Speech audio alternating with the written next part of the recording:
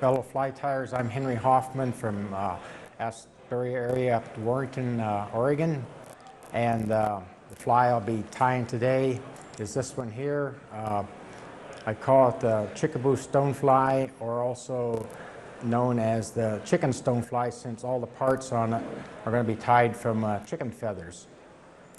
I'm going to tie that on a Daiichi 1750 streamer hook. Materials on there are what I call chickaboo. This is from the breast of the chicken. This is down between the thighs. This is what I call the short marabou plumes. I also use feathers from the edge, like right in here. They're long and fluffy.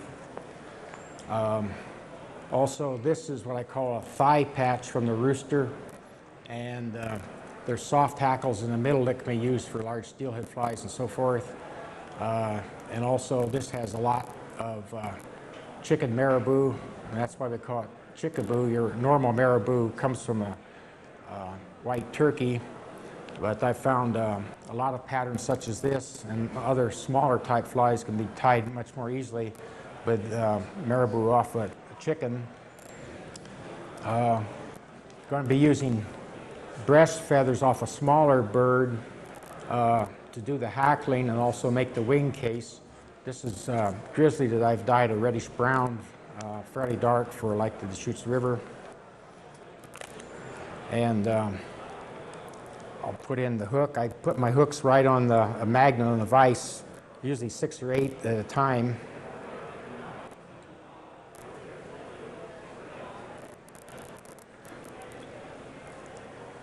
I'm using both 6/0 and 3/0 hooks. I mean thread, excuse me.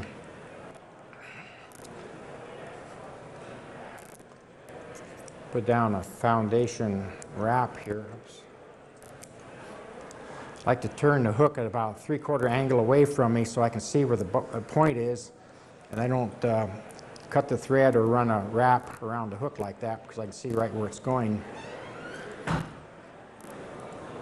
I take either a piece of tinsel or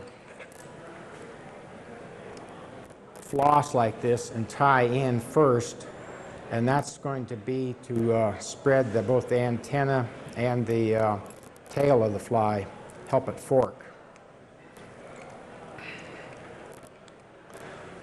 I've noticed in looking at actual stoneflies and pictures I've seen of the different varieties, most of them have a much thinner tail on them and antenna than what the goose biots make.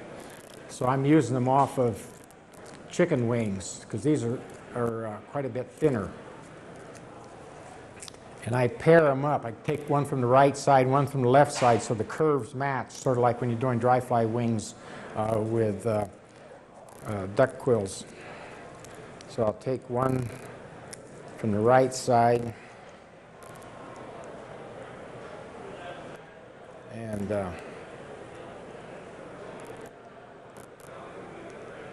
tie on one right there.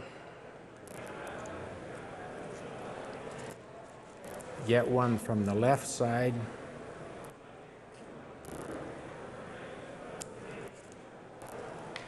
Now these curves should match each other. Get them out the same length.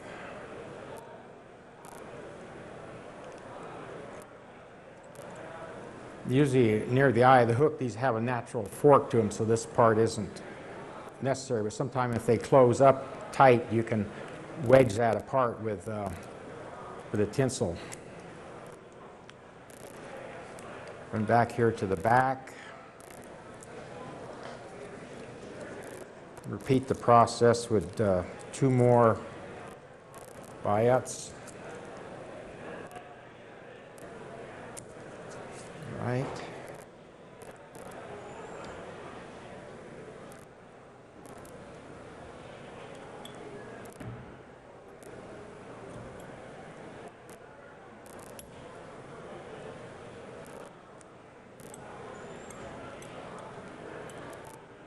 Make sure that that's not tipped on edge. Get one from the left side.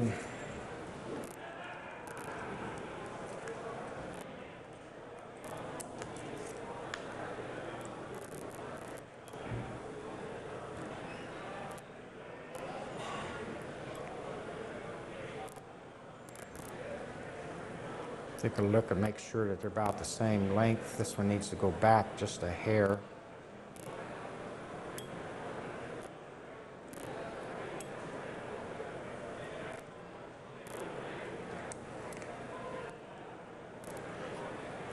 And you notice those are kind of close together, so I can pull in here and get those to fork.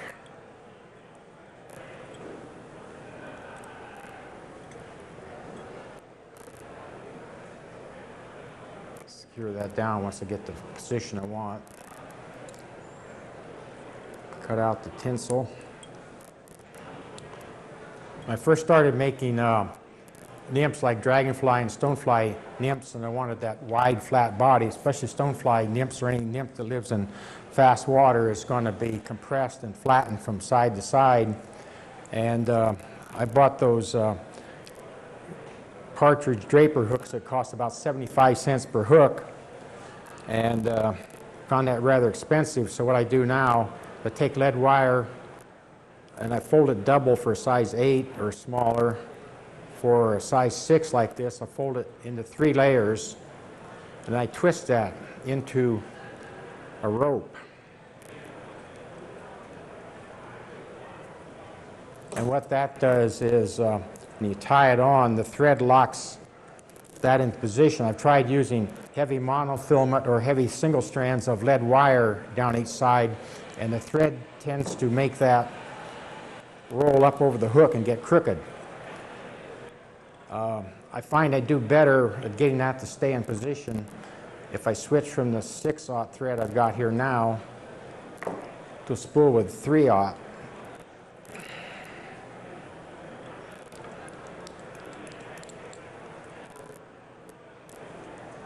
I turn the hook on its side, lay that lead rope right down the side here, and just lash that on.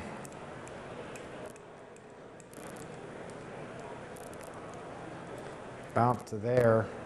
Take a pair of small diagonal wire cutters, cut that, and cut it on a little bit of an angle so it kind of tapers a little thinner as you go towards the back. Flatten a little bit with a thumbnail. Turn the hook over on the side on the other side. Repeat the process.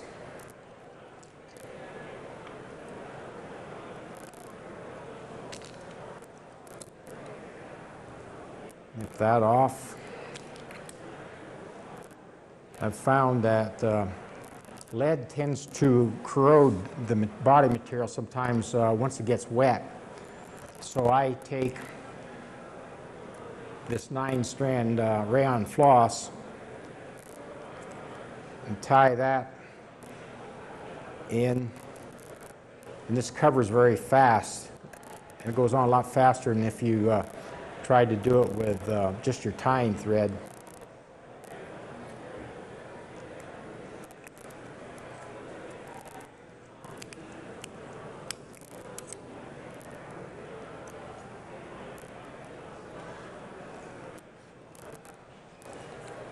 And then take a black bead chain that I've bought from a craft store. If you buy your mono eyes from Fly Shop, they're usually about $0.10 a piece.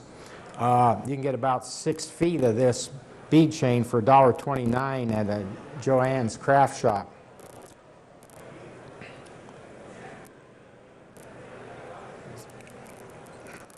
So I just kind of figure 8 that on there.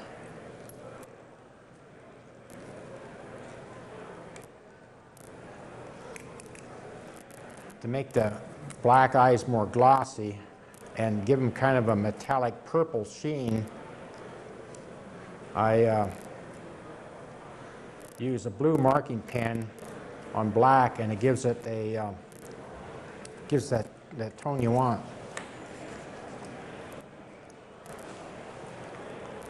Where that thread sticks out, I'll nip that a little bit shorter.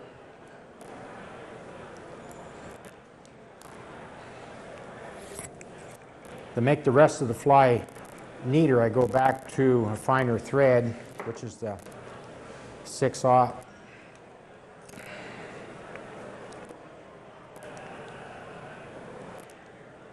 Recapture that back here.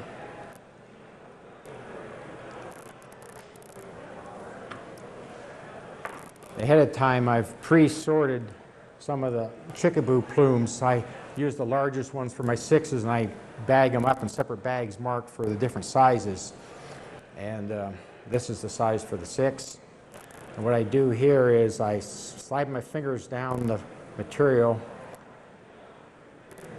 till I get right just the tip sticking out, and I lash that down.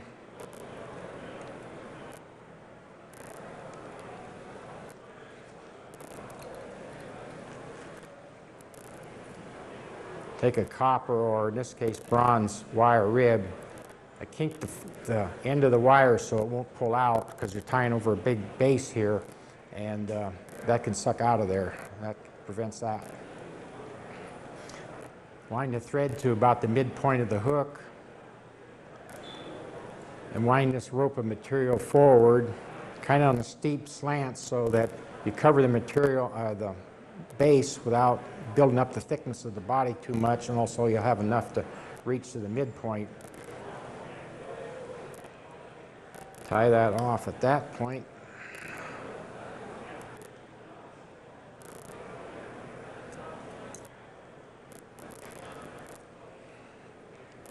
And I put a whip finish in right there, just a 2 or 3 turn one. Then I counter wrap this wire. Because I have this coming off a revolving spool down here, I don't have to chop off pieces of wire. I just rotate that until I get where I want. Wind the thread back up. Tie that off securely. And instead of cutting the wire, I just wiggle it until it snaps off. Then I go to one of the breast patches here, and I go to the edge where the feathers are the narrowest and have some taper to them. So when I tie this on, the feather will taper narrow at the back and wider towards the front.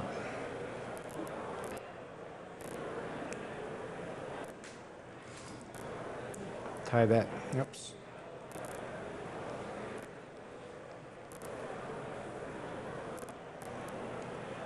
Get that tip secured. Then I take another size 6 chickaboo plume, slim it down like we did before. So we just got the tips out again. By the way, you can do this with a lot of different types of fly patterns where you want a fuzzy body and have kind of like gill filaments coming out, like your stoneflies especially do. Now we wrap this one just like before.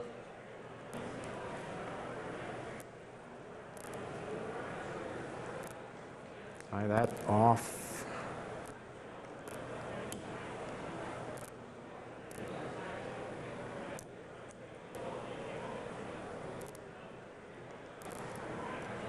Then wind the hackle, and since you're winding over a fairly wide base there, you have to kind of work the fibers out a little bit, steer them into place somewhat.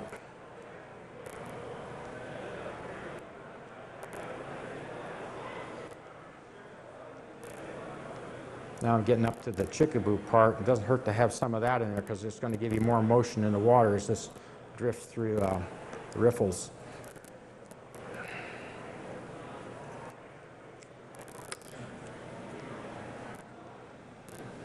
And trim out the base. Stroke these fibers back so they're away from the eye.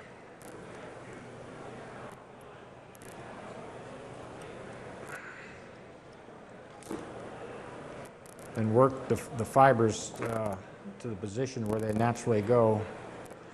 Then I take a little bit longer bladed scissor, trim off across the bottom, and then across the top. One reason I trim the bottom, and the same reason I use a straight-eyed hook. I found when I test them in the water tank I have at home, I have one that's made out of plexiglass, and I have a light bulb that shines through it. And I use doweling to make a little fishing rod and a little piece of monofilament, and I work the flies to see how they ride in the water. And I found if you leave the material on the bottom with a turned down eye, the fly will sometimes tend to turn over. And this, by trimming the buoyancy off the bottom and using a straight-eyed hook, they'll ride true. Then I take a breast feather, similar to what I wound on the fly for the hackle. I take that off, and I've lacquered this. And the best way to do that is take a clipboard, put wax paper on it, and tape it down on each edge. Put some thickened head cement on there, and lay the feather on there, and then with a piece of fine doweling, slide that across it and kind of roll that out, and that'll spread out evenly. I used to do it by dipping the stuff in my fingers and spreading it this way, but then you got it on your fingers. This other way, it spreads much more evenly and does a better job. To get the wing case, turn the feather over where I can see the quill the best. Use a pair of arrow point scissors. You need scissors that have a narrow point to do this. So you cut just the quill and not the fibers around the quill. Snap that, roll that over, and now you have a round tip wing that you could put on there for a wing case. Or on the next fly you can take and do the same thing over again. Bend that, get your thumbnail in there, peel it out.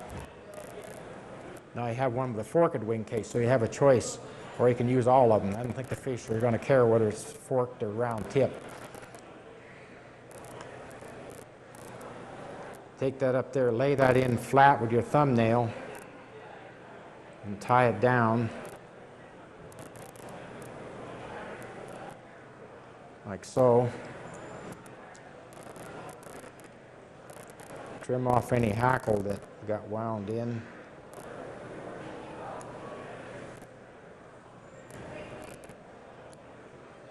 Oops. And once you got that cleared, you can use any color, or not any color, but any type of dubbing you want. I use beaver because I can keep it on the skin. I don't have to reach down, pick it up out of a box or set it down. It's always in the same place each time. In fact, a lot of my materials, I keep them in a third-hand tool, so I don't have to hunt for things. I just simply pull out any guard hairs there and dub that on. With fur like beaver or muskrat, I find if it's been washed and cleaned and air fluffed with a vacuum cleaner hose turned on reverse, it'll dub real well without having to bother to wax the thread. If it's dirty, it'll tend to roll off to one side of the thread. I take and get beaver each year, and I take gray and I bleach it to a tan. I dye it to olive, or in this case brown, and I can make the different colors that way. And I wind this through there.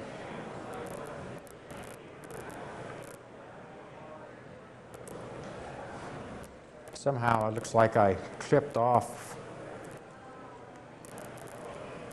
one of the antennas, and I'll just slip another one in here.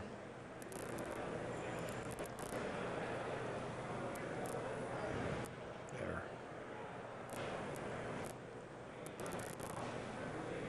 Like that. Just a pinch more to finish up near the front here.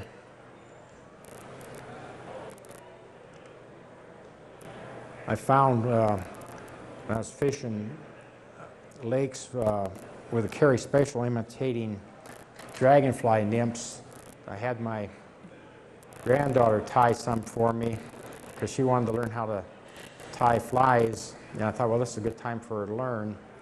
And when I went up there, the first one I had of hers had a big bulky head with spikes of pheasant rump feathers sticking out and stuff. And I thought, well, I'll use that one up first so people won't look on my fly box and think that I tied that rather poorly looking fly. And right away I caught a 24-inch Lahontan cutthroat on it, and then several more. And a friend of mine said, what are you using? I said, oh, just something my granddaughter tied. And I lost that fly. I found the other ones that had more of a tapered, pointed head like I'd taught her to tie weren't near as good. And that's because the dragonfly and also stonefly is the same way. They're bulky right up to the front, so you don't want to have a long pointed head on these types of flies. You want them to be pretty full right out to the front. And having the eyes on there helps create that too, some bulk at the front of the fly.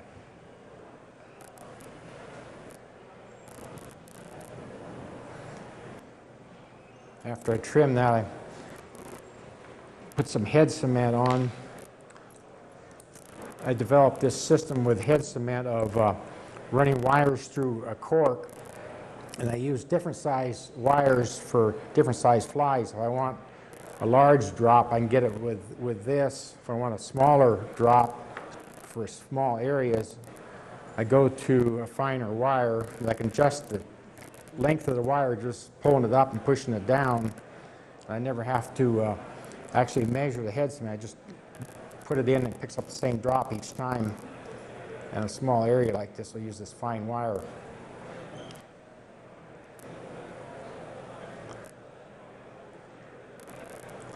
And there's chickaboo stonefly, and I think you'll do well in the Deschutes River or any others that have a population of stoneflies. Thank you for your attention.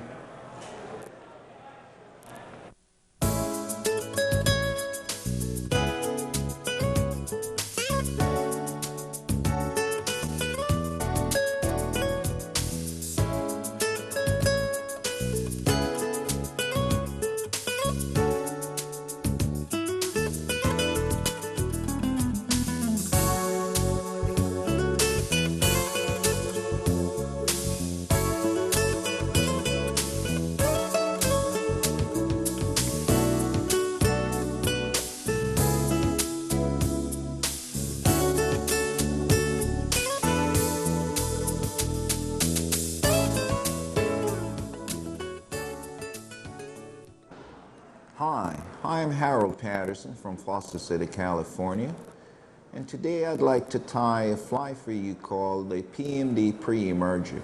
This is not really a fly pattern per se. What it is a tying style. It can be applied to any mayfly just by changing the color of the materials. We start, and I'm going to tie it in size 12 for the pre-emerger. What is happening is when there's emergence going to take place, the wing case splits actually while the nymph is on the bottom of the string. And the trout actually can start to see that something is going to happen because they see wing cases splitting and stuff. So therefore, the nymph is now pretty vulnerable. At that point, that's what you want to do your fly. So we start with size 12 hook. I'm using yellow thread because it's a PMD. And all I'm going to do is tie on a tail using some wood duck. And I do this by just taking the center stem of the wood duck out. And that provides enough material for my tail. So it's a standard tail length that you do for any nymph. And you get that on. The body material is going to be a turkey bile. And I'm going to tie it in so that the actual serrations are up so you can get some sort of ribbon effect. And there is my biot pin. One of the things I like to do is to actually dub under the biot, because what it does, it gives you the advantage of actually shaping the fly. So I can dub with some PMD dubbing, which you can actually get prepared as well. And then by dubbing I will taper the shape of the fly so I can definitely control my shape.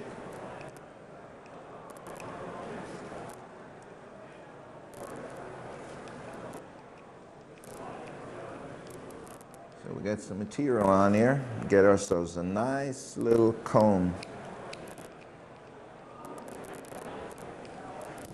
Oh, great.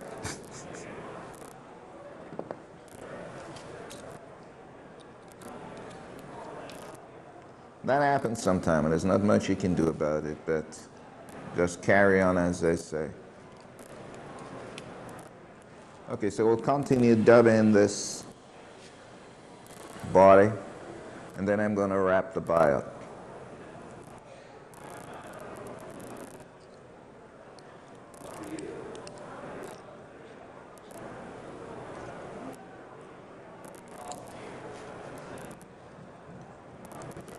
Now the thread I'm using at the moment is dun colored, but it doesn't really matter because you're not going to see it anyway. It's going to be under there. Okay, so my body's basically dubbed, and then what I will do is wrap the biot.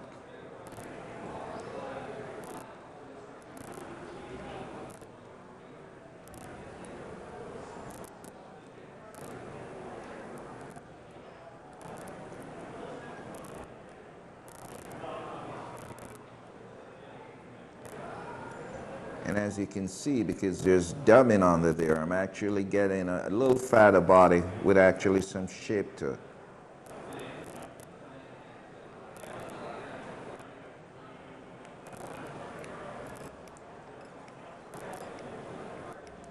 And there's our body. Now the next thing we need to do is we need to actually attach a wing case. So the wing case would be small slips of turkey. And we tie them in one on each side.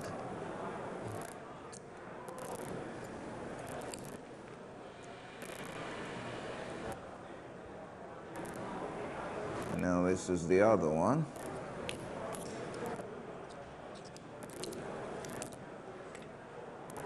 And then you cut off the excess material.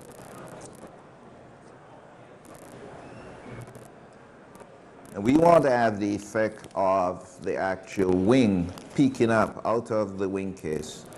So to do this, we have to apply some CDC as the wing.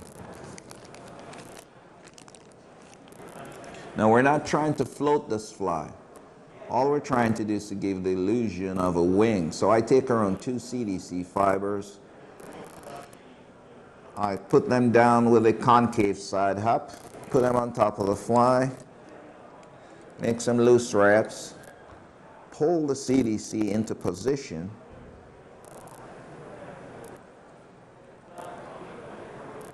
and then tie it down.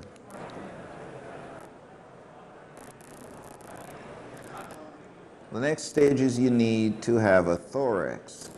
So we'll actually dub the thorax using the same material. So you dub a ball thorax.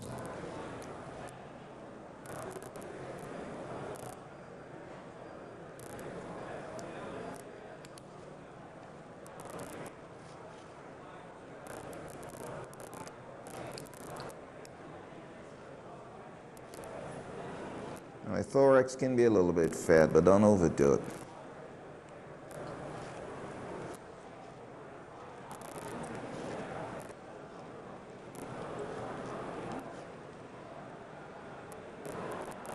There's our thorax. Now the next thing you do, you get a bodkin and you grab the CDC and fold it over right on top of the thorax you just created. And then tie it off. And then you cut that off. Did it again.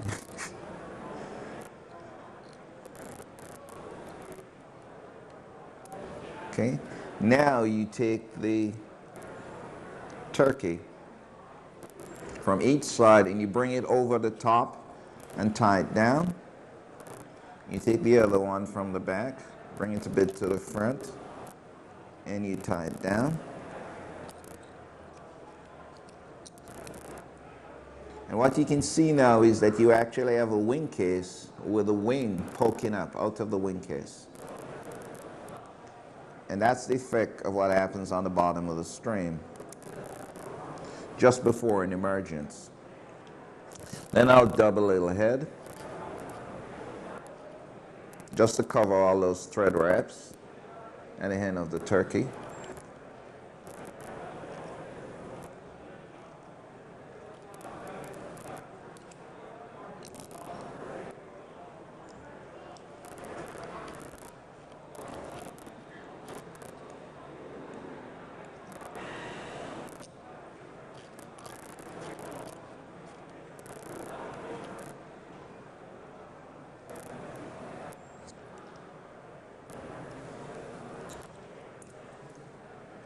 Would finish it.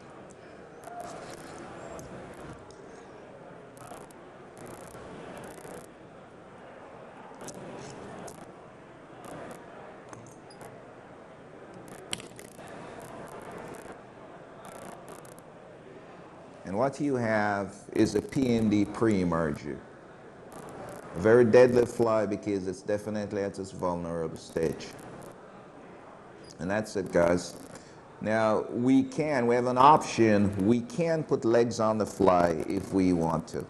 I don't think it makes much difference to the fish, but it also demonstrates a pretty important technique. If we take a wood duck feather and actually strip it so we have a V,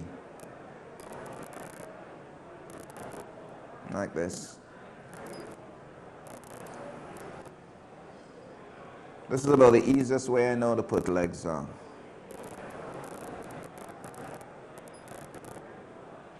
Place the V right on top. I shouldn't have cut my thread before, but since I didn't think I was going to put legs on, but I'll do it. And there we go. And then what you can do is just make one fairly loose wrap, and you can pull these legs in position.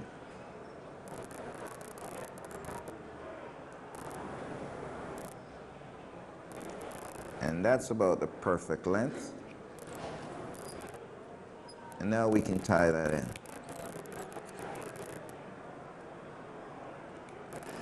That's a lot easier than trying to actually put one on one side and then put the other one on the other side. Now they'll be the perfect length.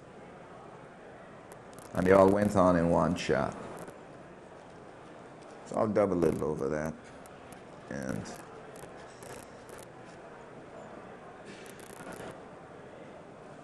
we'll tie off.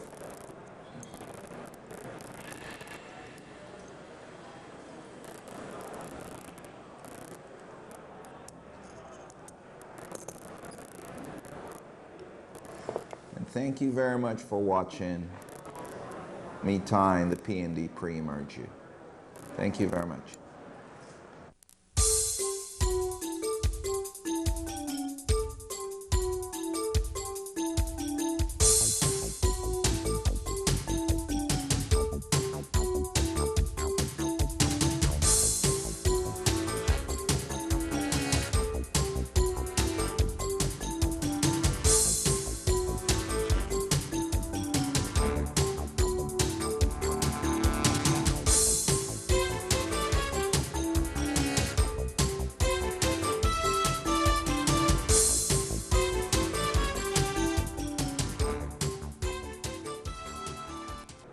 Hi, I'm Harold Patterson from Foster City, California, and today I'd like to tie for you a PMD Biot Emerger.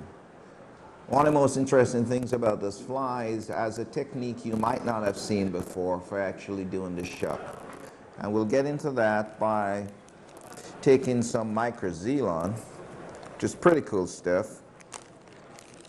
And I'm going to tie your typical Zelon shuck. So I get a little bit of this material. You don't need much. And I tie it right along the top of the hook. We go all the way back. And you want to actually, because it's a merger and it's going to sit a little bit different in the film than most other flies, you want to tie it away back on the bend of the hook. So then we get rid of this excess material here. And then we get ourselves a piece of thread, not too bright. And we make ourselves a little double overhand loop onto the Z-line. So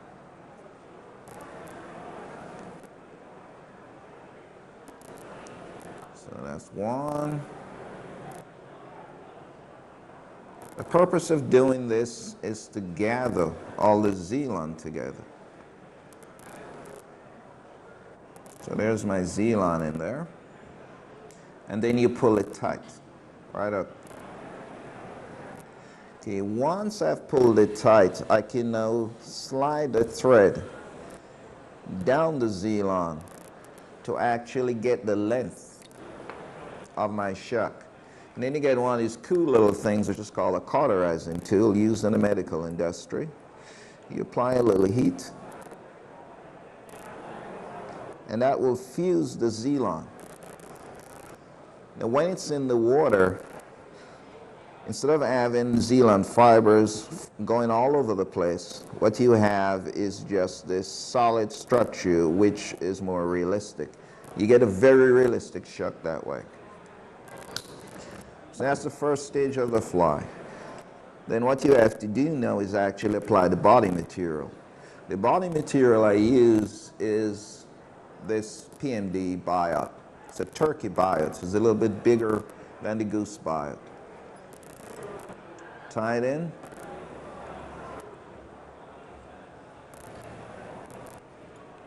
Right behind the Z-line. Actually, it's a bit close. Give ourselves a little bit more room.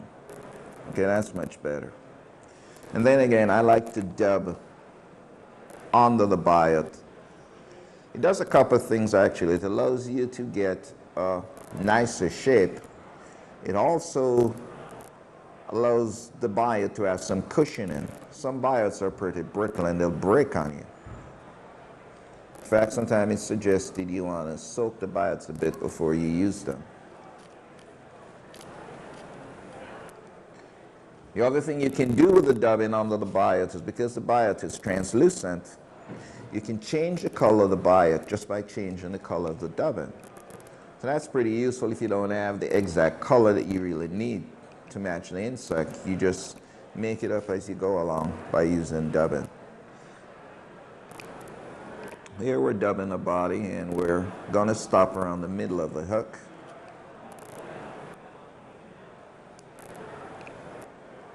And that's a nice taper. Now we wrap the body.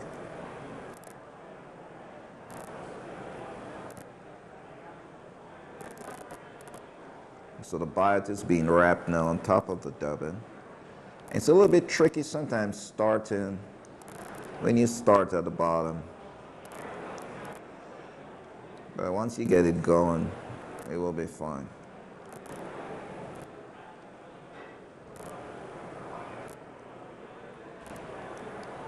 Now you can use acca pliers when the biot gets short. But you want to make sure you start it by hand, because if you don't, things can get a little bit tricky. The biot will tend to want to roll on you. And that's good enough. We can tie that off.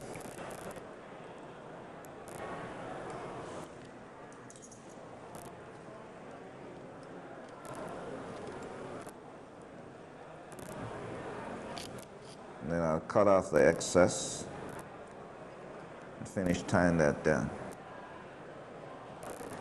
Okay, the next thing you want to do is actually tie on some CDC, which is what's going to actually form the wing. Now at this stage of the fly, the wing case is fully open. The bug is on the surface trying to emerge, or actually stuck in the foam. So you need around 4 or 5 pieces of CDC. You want this fly to float, but you want it to float low.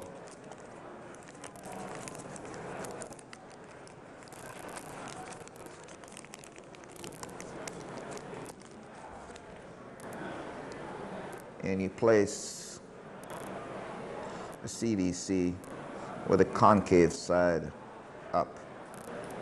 So you align all the points together. I'll stick one more in. And the question now, how do I get all of this stuff together in one piece? Well, the easiest trick to do is to use a loose loop fairly far up the fly and just pull the entire assembly back to the position that you need and then tie it in. So wing is in, cut off that excess. And don't get too neat with CDC because CDC actually has a lot of flotation, plus dangling particles is pretty good. It gives the illusion of life.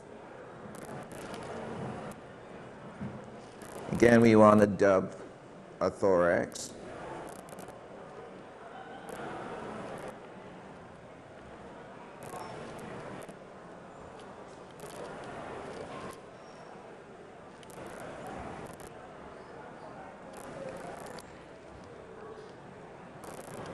And the thorax you're basically dubbing the classic bald thorax.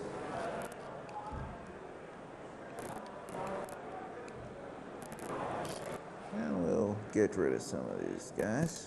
Okay.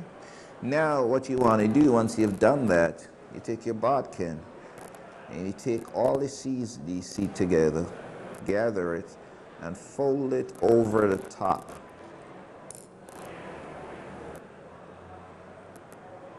Check to make sure you don't have any loose guys. Like this guy's loose.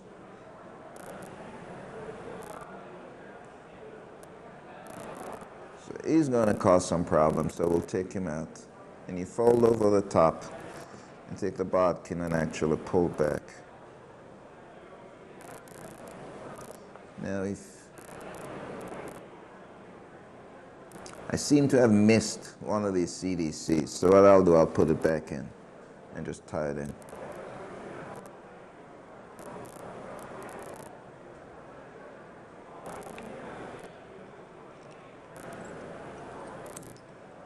Okay.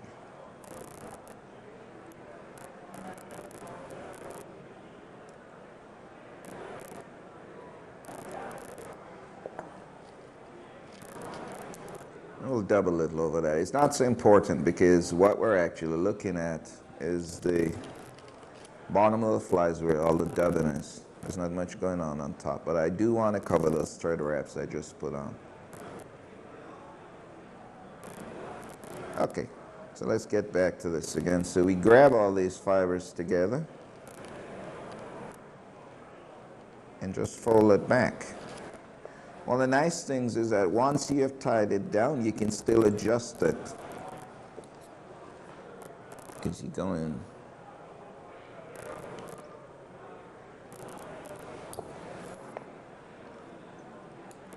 And this is representing a wing that's not totally dry, so it's still matted and folded up and just sitting on the foam. I mean, trout know that mayflies in that condition may never get off the surface, as well as if they do, it's going to take some time. So it's easy pickings. You got yourself a very vulnerable bug at this point in time.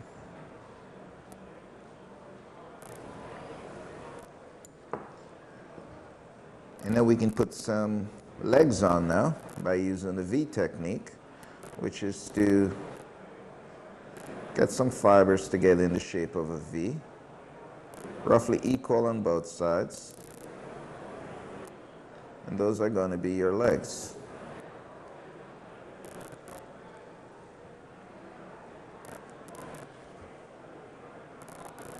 Put it in on top. Tighten loosely.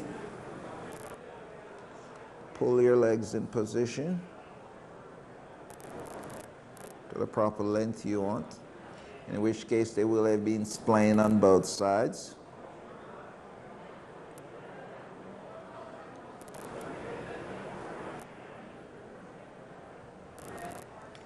and then just tie them in.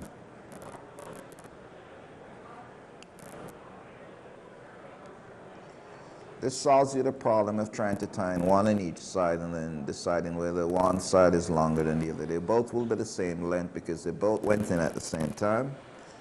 A little scotia dove in on the head.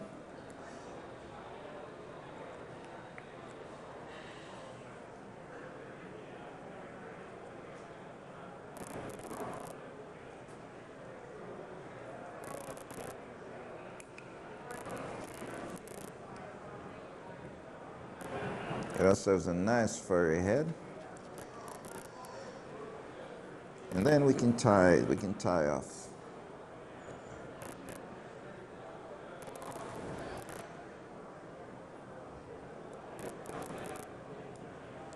It's very important to keep the height of the hook clean, because if you don't do that, it's not going to get on your tippet. And that's the whole reason why we do this, so we can actually put a fly on the tippet and catch fish. So that eye is now cleared.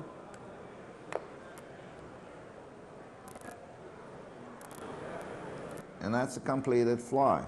That is a PMD Biot pre-emerger. This extra CDC that you have here, I would never trim this. That just adds more motion to the fly and actually adds a little flotation as well. So that really gives it a realistic feel of a wing that's not complete. This thing could almost be a cripple. So thanks for watching the PMD CDC Bios Emerger. Thank you very much.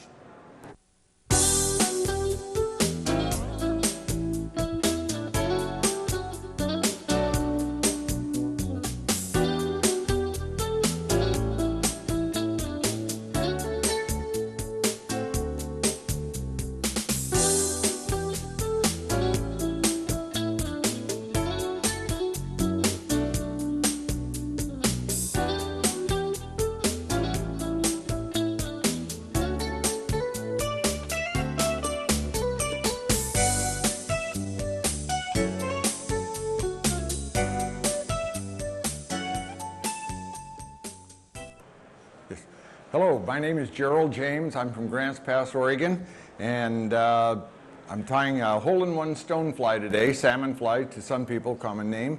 And I was Oregon's 1993 Fly Tyer of the Year. And this is one of my contrivances, patterns to match the stonefly hatch of the great dark western stonefly. And I dreamed this up while sitting playing with a golf tee in my hand while I was talking on the phone to a fella, and I thought, that's just about the same shape and size as a regular stonefly body. So I got some wooden golf tees, and I grooved them and cut the head off and epoxied the hole-in-one body, the golf tee body, to the hook, and that's the name, the hole-in-one.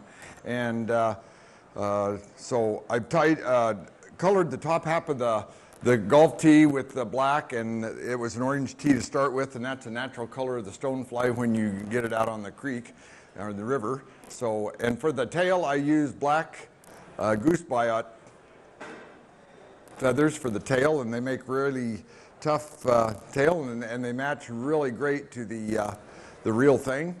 And so I've gone with those and had real good luck with those.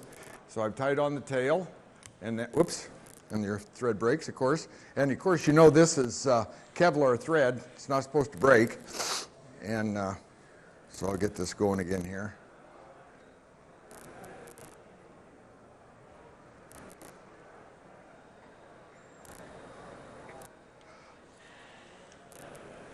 Okay, we're back in business again, I think.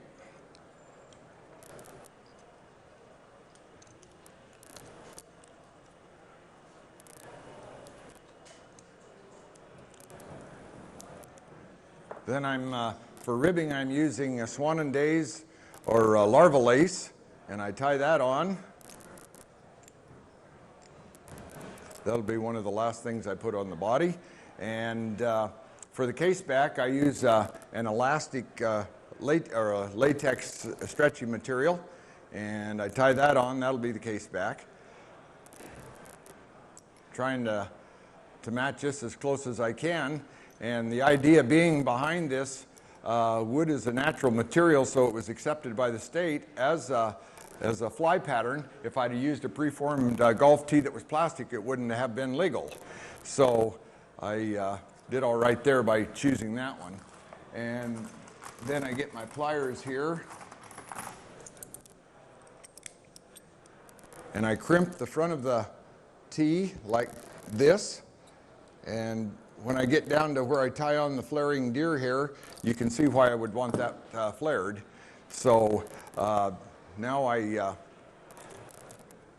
need to back off here just a second. Work it to the front. I tie the elastic down. Then I'm ready for the swan days. And I do my ribbing with that.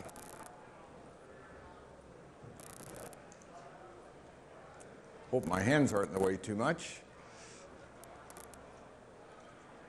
I tie that off, and you can see that I've got my case back. And now I take my, because the thread is just a little different color than the actual body of the bug, I color it the same as the underbody, so it looks pretty much the same. And that pretty much stays that way. Then I use black to color the thread here so it matches the back.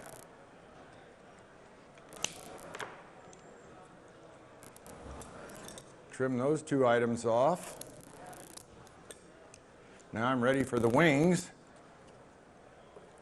A little more black here to match the top half of the, you really wouldn't see much of that with the wings on there, but still it's like stay true to pattern.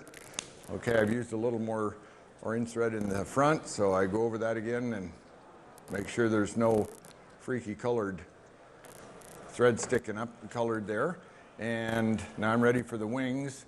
On the wings, I have used a rip tear material that I've made out of seat cover material, and it's just tougher than leather, really is. And I put two wings on. The first one I lay upside down, and so the fish can see the print from underneath. I trim the end of that off. And then I put clear head cement on the top 1/3 of the wing. The top wing, it's the same, they're identical to the bottom wing, but it's got the vein material up.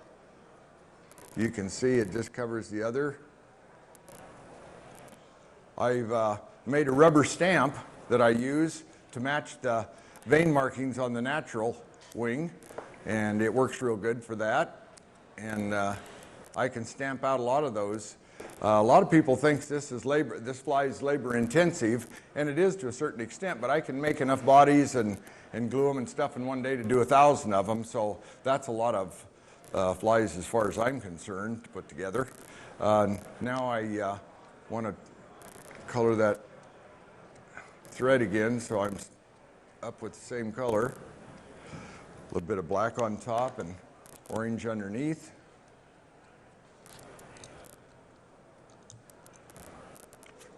And you got a double set of wings like the natural does.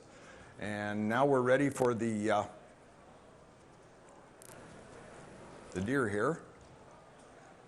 And I use just regular deer body hair, and I take a clump about the size, diameter of a pencil, maybe 1/4 inch.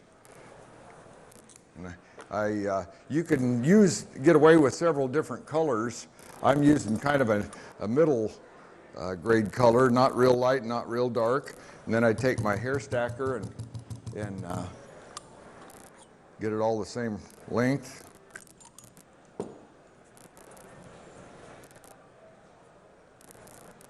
I take my scissors if I can find them. I trim that off. Now I've got about, maybe 1/4 of an inch sticking back, and I give it a couple of loops, 3 loops on that, and then give it a twist and it flares, and you tie down the butt end of the material. Pull that forward so it's right out at the eye. Don't give you a lot of room to miss up in front.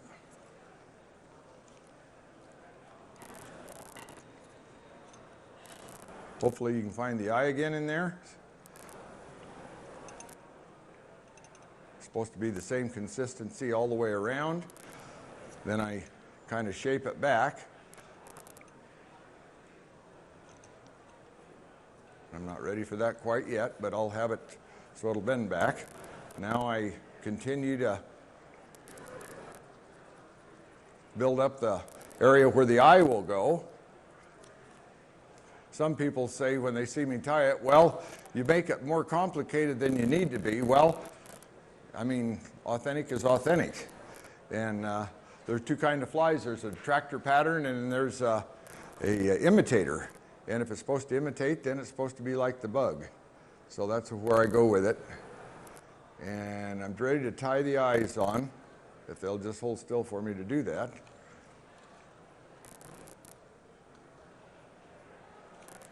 Easier to start over than it is to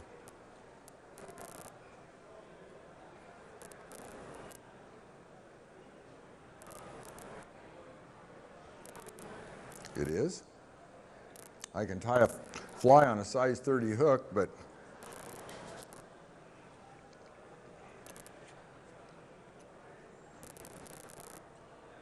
I think my problem is I need a little more buildup so it don't slide back on me.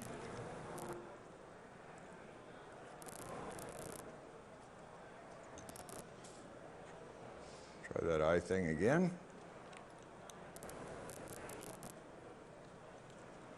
I think I got it that load.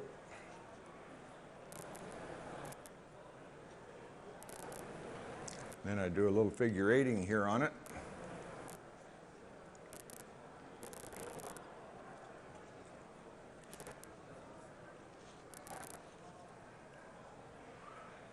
Keep the hair out of my way while I'm doing that.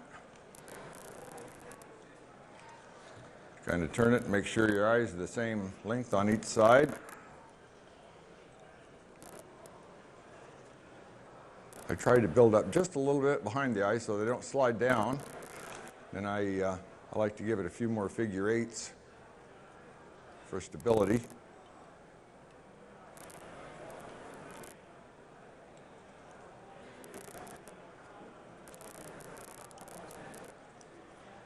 Then I'm ready to put the hair in place that I flared out here. Work it back a little bit. You work it back to the point to where the eyes will come through when you tighten the hair down.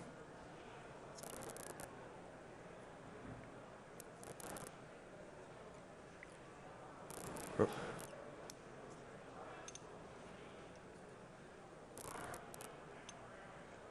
Try that again.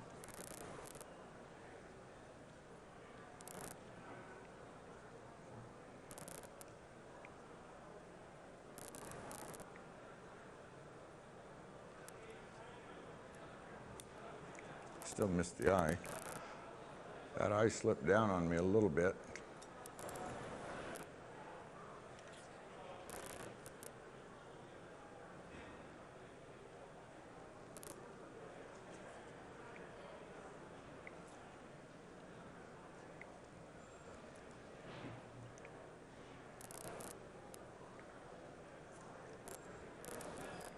I think one of my eyes broke up. No, it didn't. You wouldn't believe it if I tell you these don't ordinarily give me any trouble. But if you handle the eyes too much, they will. One of them will break off even before you get it finished. So you might as well just start with the new one and get it up where it's supposed to be and hold it in place.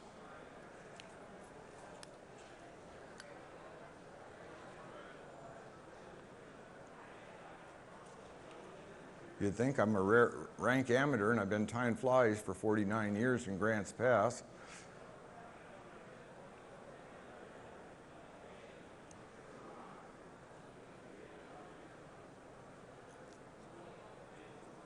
And you pull the hair back.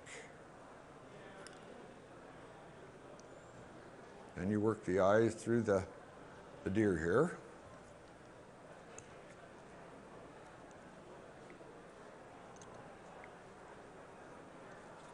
Making sure that the hair lays straight back. If it twists on you, it wouldn't hurt anything for fishing possibilities, but for good looks and attractiveness, well, I like to have it right.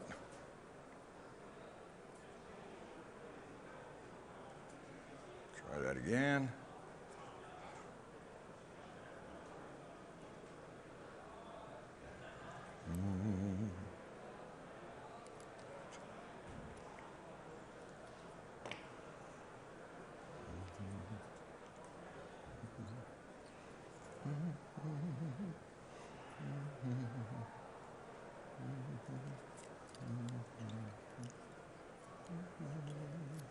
At this point, we switch threads because the large western dark stone has a kind of a hot orange finish to it. So I switched over to a hot orange thread to finish it off.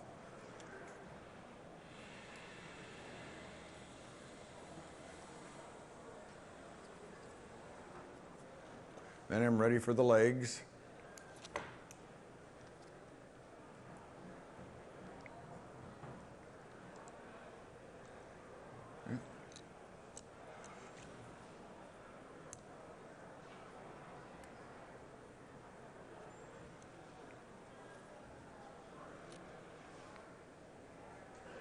And I put the first pair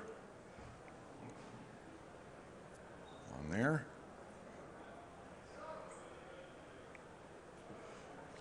That'll be one side. And I have another set of leg for the other side.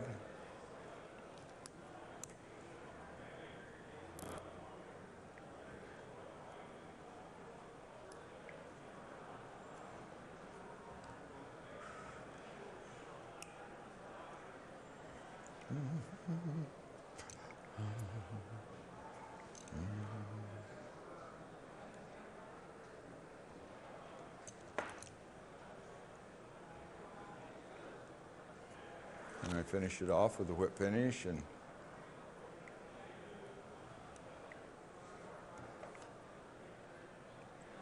I have put an antenna on the front to really make it look authentic, but it isn't necessary to catch fish. Then I trim the legs for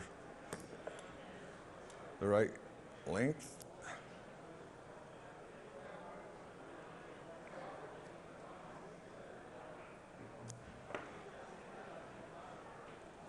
There you have it.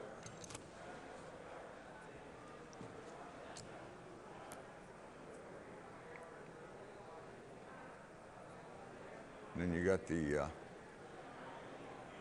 wing. And that is a hole-in-one stonefly.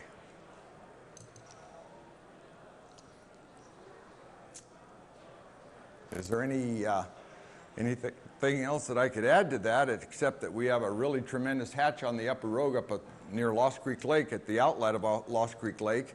We call it the Holy Water, and in the month of June, depending on the weather, of course, we have a really good hatch of dark stone. Pteronarcis californicis is a large dark western stonefly, and this is a good imitation, and you need a really good floating fly to be authentic, and it'll float a horseshoe, that wood body and the flared deer hair and rubber legs and so forth. And then I just finished it off with some clear head cement to give it a glazed look, as well as the protection of it to keep it from coming apart, and it shouldn't.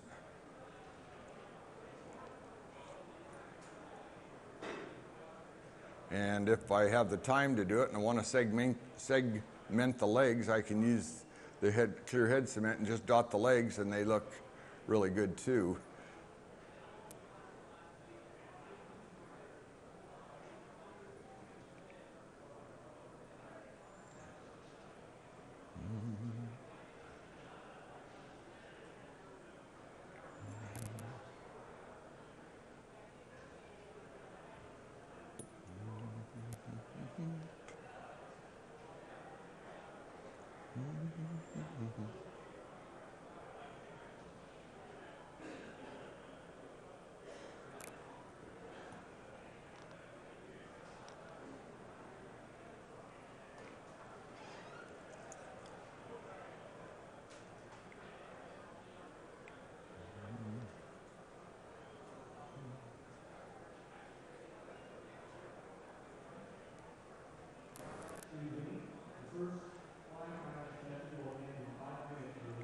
there you got the hole-in-one dark stonefly.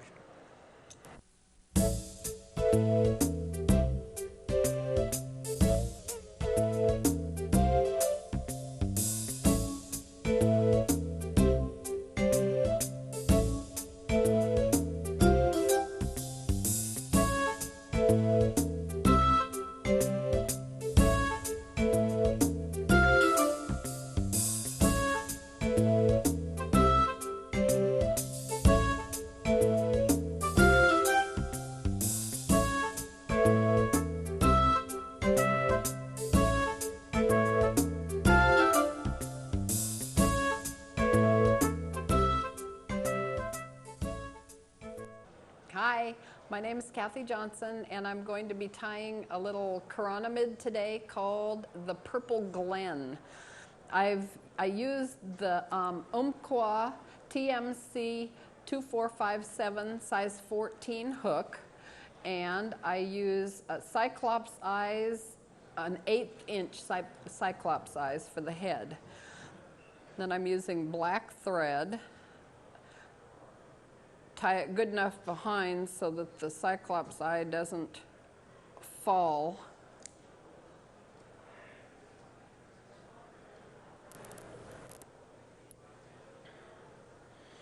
And then work your thread back to the end in the middle of where the hook is.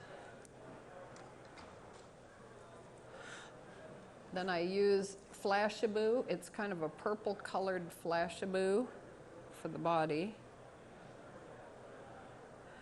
Get a couple of strands of that started.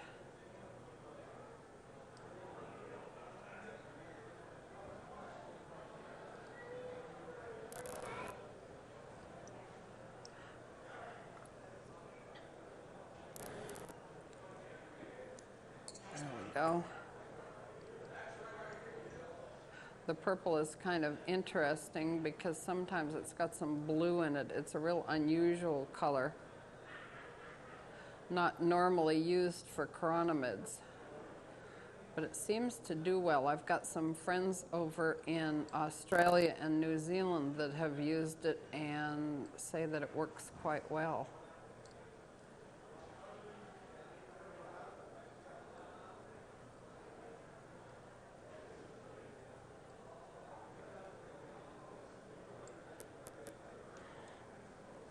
I'm going to cut that off, and then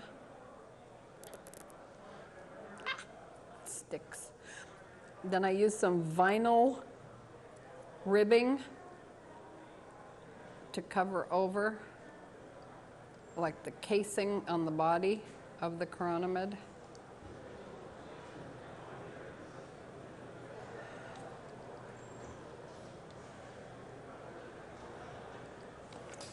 And drop it.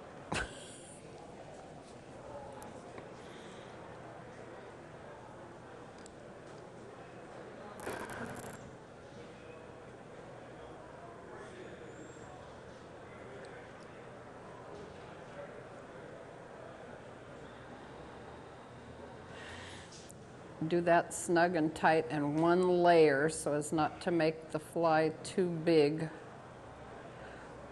since it's supposed to be a fairly thin fly.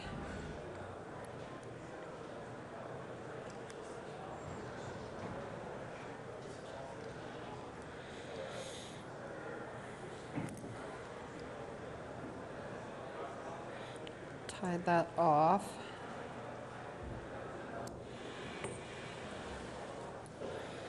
Then I use some peacock curl.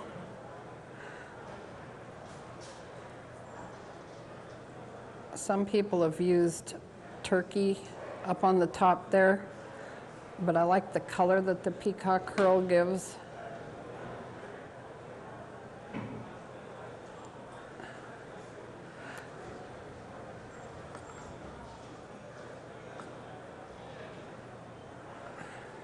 And before you finish wrapping it, use a little white Antron.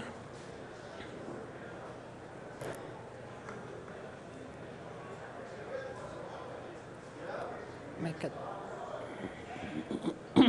make a tuft of the white antron.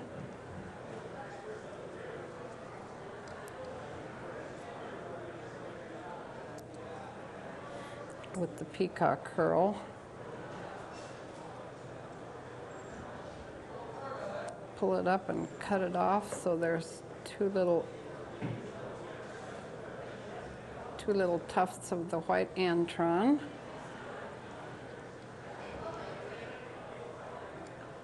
And tie it off.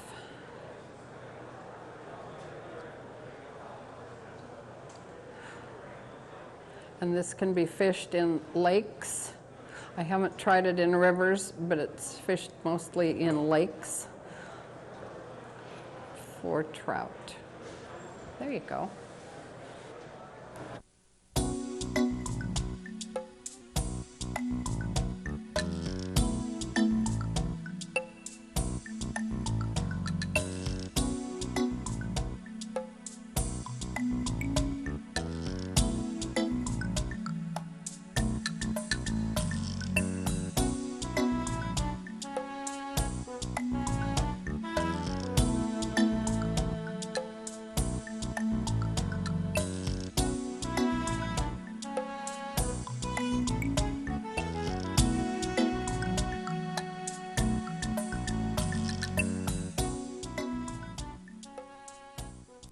Hi, name's Lauren Black. I'll be tying a mayfly, or if you'd like to call it, a calabatus.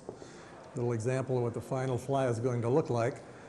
Start off with a Tiamco. It's a number 16 size. The Tiamco 2487 is what I'm going to be tying it on. The thread would be a uni-thread number 8. I like to jam the thread and slide it all the way back on the shank. Reason for that is it keeps the dubbing pretty much in place. Okay, I'll be tying on a tail. The split fibers will be a tailing material. It's a Betz tailing fibers. Take 2 of those and use them for the tail. But first I put on a little dubbing ball. The dubbing that I'll be using in this fly, which is one of the main things, several different brands. I use a sparkle blend. In this case, it's a light gray. The fly can be tied in various shades of colors. There's a nice brown one. It's a good March brown if you like a little late summer fishing. A little dubbing for the tail. We'll drop that on. Tie a little dubbing ball at the very end of the shank, just about where it would start the bend. Now, I like the particular hook that I'm tying this on with for one main reason. The Tiamco scud hook. It's a scud, and when you use that one, it's got a nice large gap. The fish can't get away because it's got a 2x wide gap on it. Okay, and I like to tie the dubbing in and break it off so that you have like a bullet facing away from you. So when you tie in the tailing fibers, wind back, it helps make the split. Tailing fibers are fun to pick out. It's like a paintbrush. You draw 2 of them off of there. Fun part is splitting them. Okay, we've got them split. The tail would be about twice the length from the bend of the hook to the eye. You split those on there.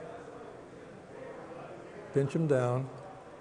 A couple of soft turns. I like to pull the line up because it helps split the fibers. And I'll hold one out and wind it back. And you can see that tail fiber pulling out so that they angle away. You want about a 45 degree from each side of the shank to create that 90 degree split that a mayfly has.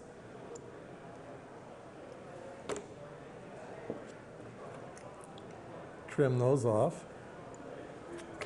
Then we dub on we've progressed to this stage now, and I'm going to be dubbing on the body at this point. Same dubbing material all the way through this fly.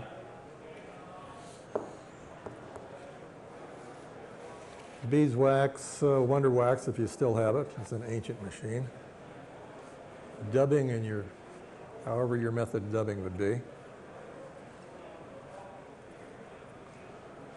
About 1.5 inches to 2 inches of dubbing to tie this material onto the fly. Start at the tail and wrap it forward, creating a smooth body, tapered. And we do a little trick unheard of in the normal session. I'm going to go clear to the front of the fly and tie what looks like an ant. Reason and purpose of that, I need just a touch more dubbing. Reason for that is I want the thread to end up in the middle of the fly so I can tie the post on.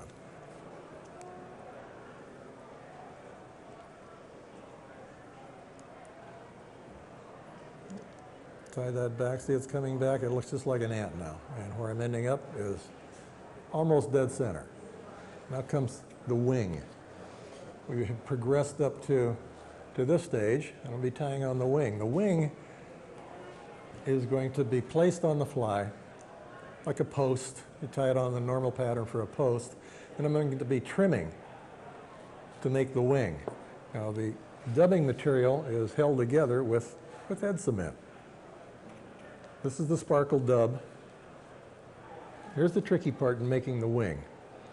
You take the material and you thread it from one hand to the other and keep pulling the material out until you get it all the same length. The material, that's why I like the sparkle dubbing, is about 3/4 inch long.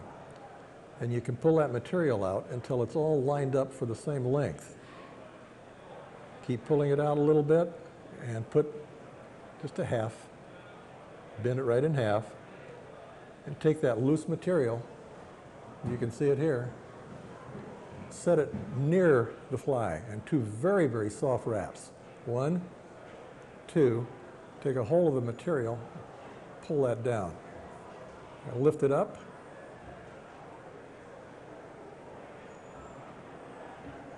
and I'm centered. You can hold it up and pull all of that other material up into a post, your standard looking post. I go about 3 times around, let the line hanging back.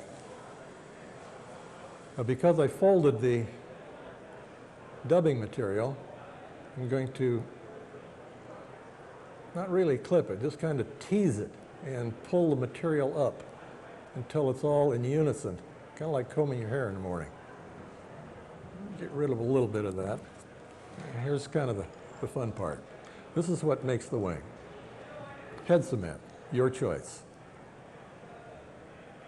Put a big blob of the head cement on the back of the fly and run it up the fly. Pinch and pull, pinch and pull, pinch and pull till you get all of the fibers in front and in back so that you have a nice shaped fly. You end up with this situation right here. Now we're going to have some fun. Take your scissors and we're going to be clipping up around and finishing the wing. Correct that tail fiber. Trim up and trim back and kind of slide and cut at the same time. This wing, when I'm actually getting a little bit cut off each time, as you can see the progression.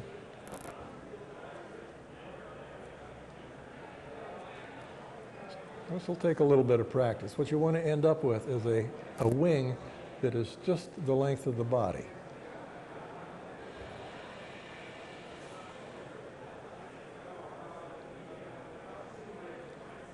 The height from the shank to the top should be pretty equal to the length of your dubbed body. It's a number 16 Tiemco, number 16 Grizzly Hackle, parachute style, sunny side up. Trim the fibers. Well, you won't be able to see this, but I'm going to trim them so that to help it tie in. I want to have those little fish hook, the little claws that help hold that hackle in place. Tie it on the sunny side up, on my side, and lay it in and pull it down, and it'll roll it right up on top of the shank. And I put 1, 2, 3 more wraps on, and now you're going to want to fish this fly, so you want to test it. Give it a couple little tugs. That comes out, you didn't get it tight enough. Go back and do it again. Standard wrap, around and down, around and down. I go in around 2 times, back to the front. Another neat little trick that I like to do is rather than tip it straight in, I go back even with the shank of the feather and go between the fibers and back up on the top of the fly, warble the line through the barbules, back around and under. So I went over and under to keep that in place. Now comes another little thing that I like to do. You can use a half hitch at this point and pull the fibers back and have to replace them. I stop at that point and bring the bobbin right up as close to the hook eye and put on 5 or 6 wraps at this point. Half hitch, nice shiny tool so the half hitch will slide off of it. Several of those to keep it in place. Do a trim. And the fun part, pop it off. A little head cement, and the fly is ready to fish with a little decoration. I go like, slide that down there. You've got the glue, head cement. Pick up a little blob, just a small amount, right on the tip. Roll the fly over and put your head cement on there so that it keeps it in place. You can adjust any fibers at this point by sliding down the wing. You have your finished fly. Calabatus. As they face each other, you got a hatch. Thank you very much.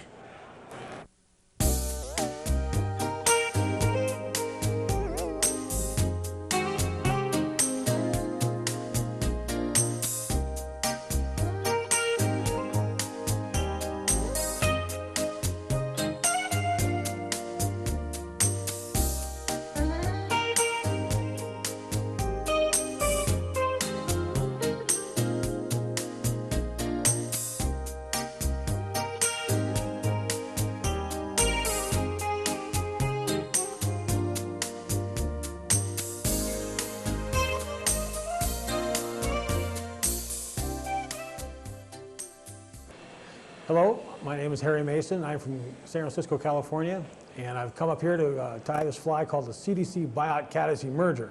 It could be longer, but it's a good fly anyway. What we have here is a 2302 TMCO Caddis Emerger hook, actually, and we're going to make a CDC wing caddis. What I'm doing now, I got 8/0 thread for a tie-in. We're going to go right back over the barb. At this point here, we want to add a little bit of what is referred to as Zelon or Antron yarn. And this particular material is an amber color. And I'm going to tie it in as a tag, which is basically a shuck. Just a small amount. What we're concerned about here is color more than anything else. So just grab a little hank and put it on the hook. And trim it short. Right there. Get rid of this other tag here and bind down the ends. The next step is basically we're going to make an underbody here that the biot will wrap on top of. Turkey biot, when it's wrapped on a blank shank of steel, doesn't really have a lot of appeal. It has a tendency to curl and doesn't have a lot of definition. So what I've got now is a little bit of underdubbing, just some dry fly dubbing. Black, any color is no problem. And I'm going to dub a small tapered body just to give some definition to the biot. Remember to turn your dubbing under your hook every time. Here we go. And right back to over the barb again. And we'll apply a turkey biot. What this is the primary lead, or actually it's the leading edge of a primary flight feather. So if you separate these into individual pieces, you can see that they are quite long and well defined in color. What I want here is a piece I can strip off. If you can avoid it, don't cut them. Because at the end here, there's a little nub. Actually, it's right here. There's a notch in the fiber itself that will give you kind of a roadmap as to how this biot will appear on the hook shank when you wrap it. So if I take this little notch area and tie it to my left, in other words, apply the hook shank in that fashion, when I wrap it forward, it's going to be flat. Now, if I want to change the look and wrap it with the notch forward or to my right, when I wrap that, it'll have ridges. So the biot will give you two different aspects of appearance. So I think I'll do it with ridges today, just for the heck of it. On my side of the hook, just apply it right to the hook shank. The next step here, all I'm going to do is take my finger and force the fiber over. This is important because what happens here is I've defined the way the fiber is going to be rolled onto the hook. So again, the biot's on, I move the thread forward, take a pair of hackle pliers, and I'm going to wrap this material just like any body material with a pair of hackle pliers, and I'm going forward now.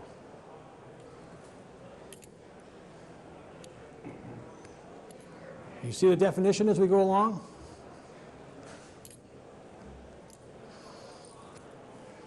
There's the body. Tie off that area there. If you can trim it right here, that'd be fine. The next step is an underwing. What this means is that we're going to have a little piece of Zelon again, tied in at this point, that will hold our CDC wing up. When you cast CDC that's wet or damp, it has a tendency to wrap around the hook shank, so we're trying to avoid that. So again, I've got a little bit of Zelon, the approximate color of the wing, done. And I'm just going to apply a little hank of it here right to the hook. It's a short little piece. Just cut it off here. All this is for is just to hold the CDC wing up. There we go. The next step is to apply the CDC. Now, CDC is Col Canard, duck butt, whatever you want to call it. But the feather is very, very, how do I want to say it, light in the texture. It doesn't have a lot of barb strength to it. So it's kind of, how do I want to say again, it can be broken very easily. So you got to be careful when you pull and stretch and so on that you don't really tear it apart. So what I've got is I've got 4 feathers that I'm going to stack one on top of each other.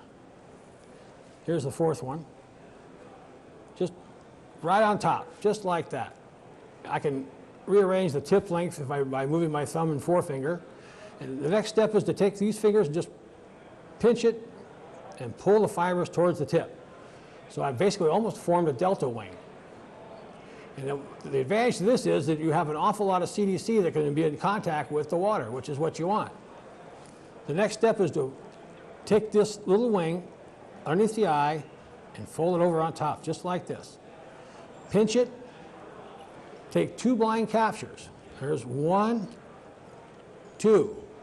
The thread now moves to my left towards the shoulder created by the biot, and the wing will basically pop up like that. So we have 4 CDC wing feathers tied in, and the butt sitting out here. The temptation is to take your scissors and snap this off. Well, I figured the best way to save material plus give some more buggy appearance to the fly was to separate these. So what I do is I take the butt ends, pull 1 back in this case, pull 2 back on my side of the fly. Now I've got 2 down and away pieces of CDC butts this way.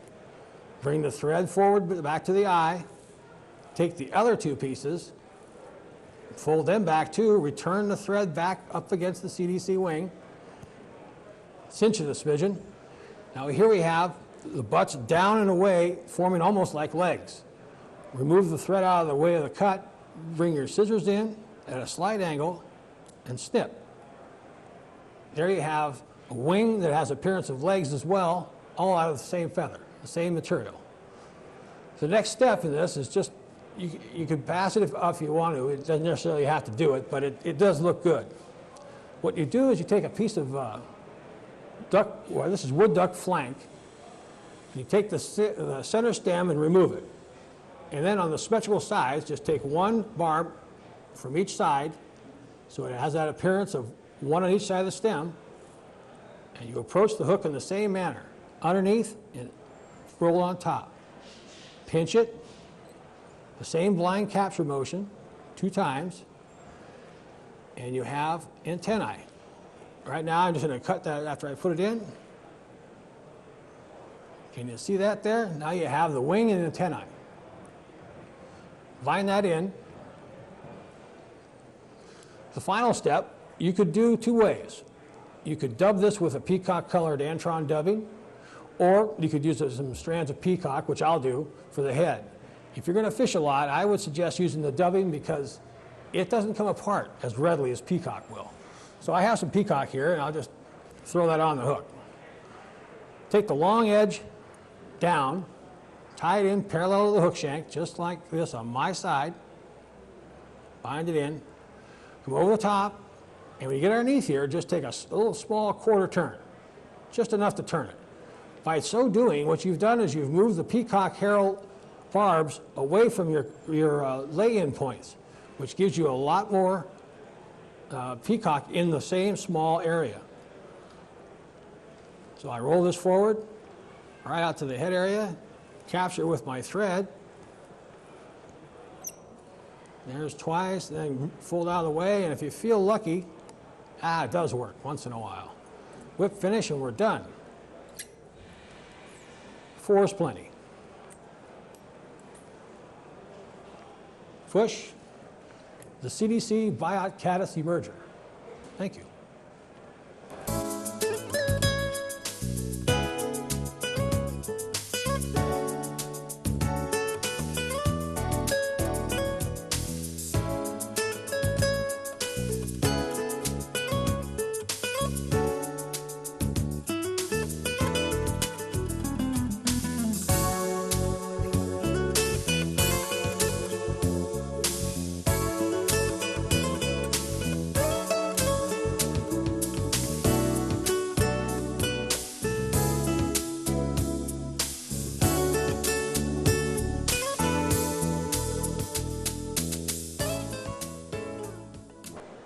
Hi, my name is Tracy Peterson. I'm from Philomath, Oregon, and I'll be tying the Bob's Beadhead Flashback Strip Nymph. The hook I'm using is a Tiemco 5263. You can also use a 300 if you want. I put a brass bead on the front, and I'm going to add some lead to the top of the hook shank because this fly rides hook up.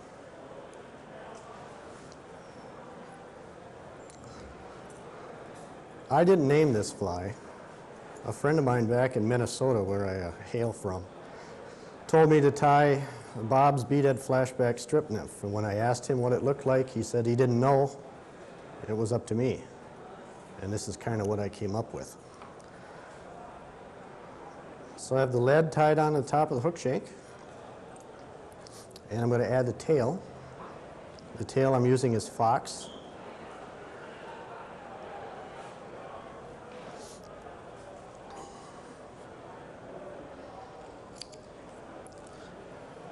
Kind of clean some of the little problem children out.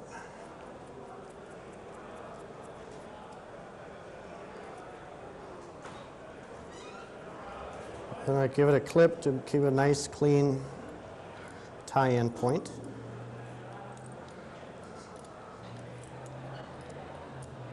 And I wrap just past where the lead is, ends on the bend of the hook shank.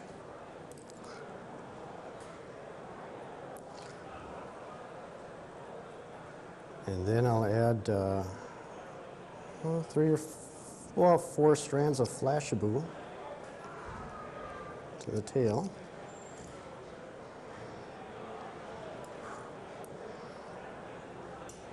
Oops.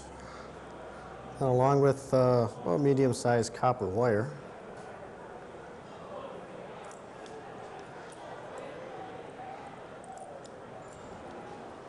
I call this fly the Bob Mitchell fly. Bob Mitchell owned a fly shop back in Minnesota, and he and his wife Jean were probably my best friends, and they retired at the age of 72 and moved to Belgrade, Montana. And I kind of came up with this fly, and I just call it the Bob Mitchell fly. It's one of those flies that doesn't really look like anything, but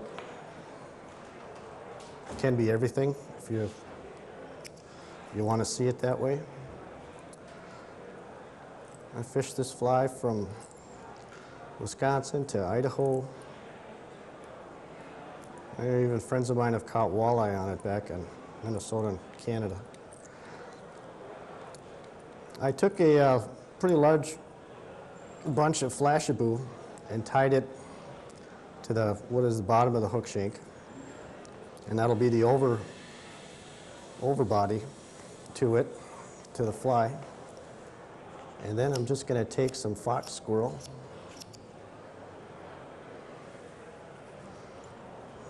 and kind of dub just a fat, buggy-like abdomen to it.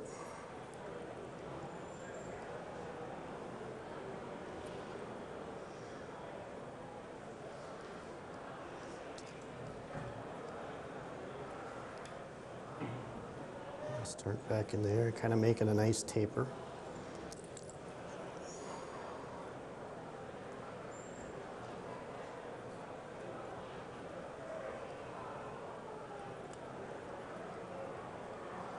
Right up to about there. And we'll take the flashabou.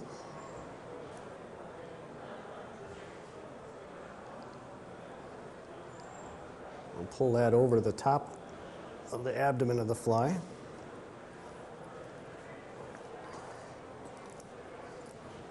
And then kind of wrap forward just a little bit.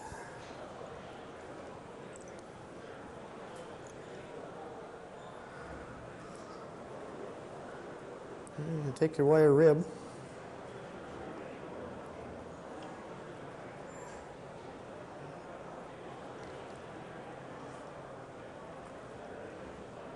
Bring that forward.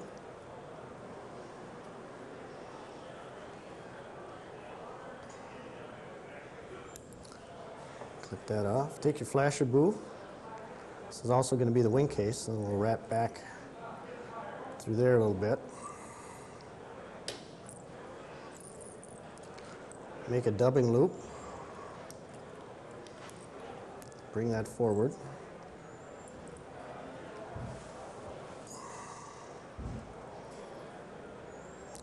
Maybe bring that out of the way a little bit.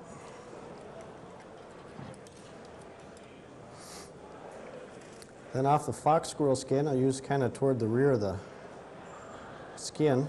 The hairs are a little bit longer.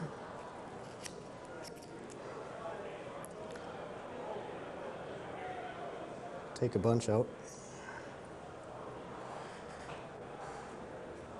Put that in the dubbing loop.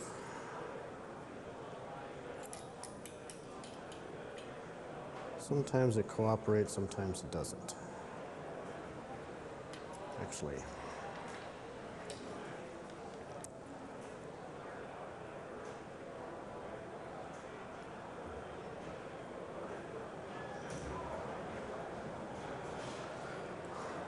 let's see if that works.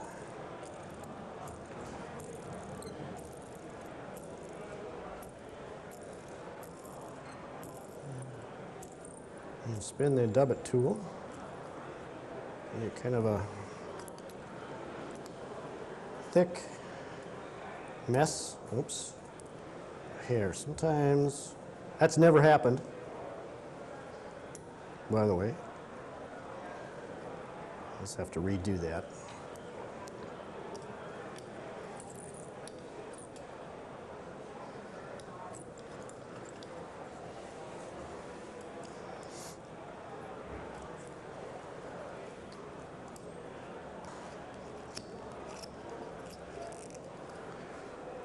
Give that another shot.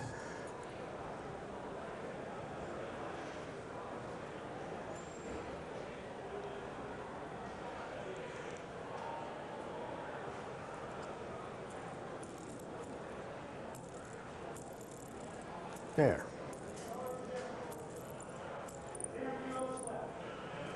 That should work. Barring any operator error, I can complete the fly.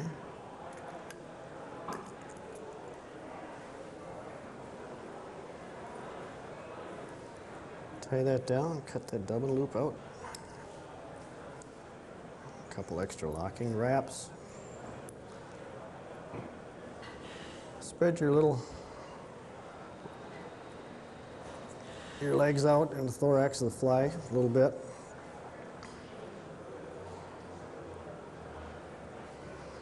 Pull that wing case forward, wrap that down.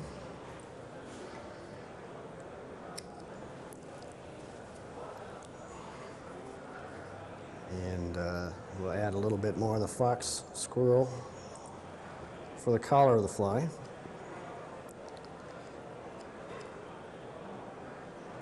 I usually have to use cement on this fly. After you put the collar on, you make your whip finish. It seems to slide down underneath the bead that you got put on. It seems to hide the thread.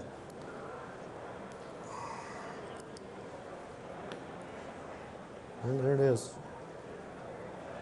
Bob's beadhead flashback strip nymph. Be whatever you want it to be.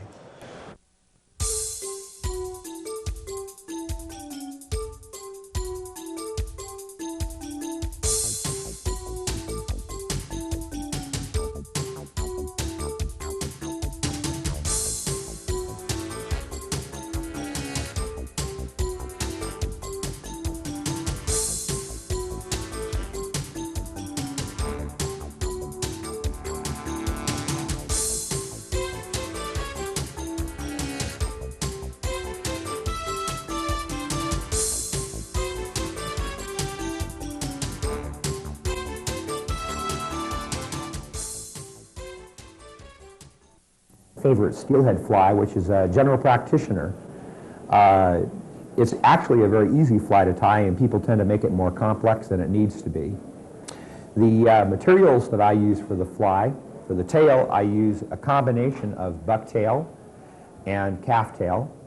I like the calf tail. If you look at it in the light here, you can see where it's actually quite clear. It's translucent, almost like colored glass.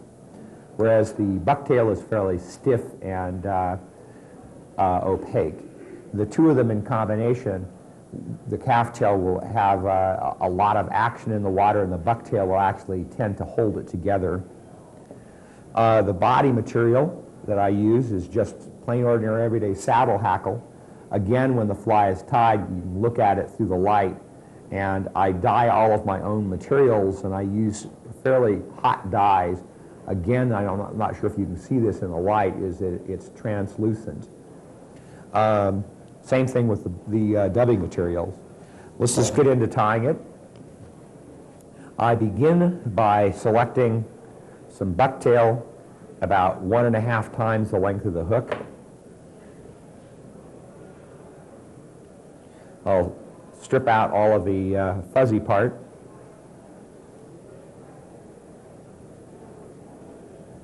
And I'll begin my tying thread on the hook.